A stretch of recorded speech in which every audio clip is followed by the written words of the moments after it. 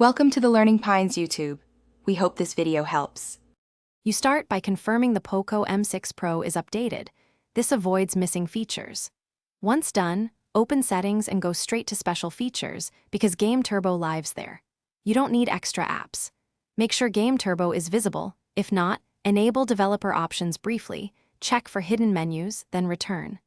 This step puts you in the right place to add games and access performance toggles, so do not skip verifying you're on the correct MIUI build. You now add the games you want. Tap Add Apps and select each game because Game Turbo customizes per title. Once games are added, pick Performance Mode for maximum FPS or Balance to save battery. Adjust per game depending on heat and playtime. Then enable Network Boost and block notifications so latency and interruptions drop. Make sure the floating toolbox is on for quick access to screen record and do not disturb while playing. These choices you finish by fine-tuning advanced toggles. Enable high refresh if your screen supports it, use hardware acceleration for smoother rendering, and set a frame rate limit to control heat.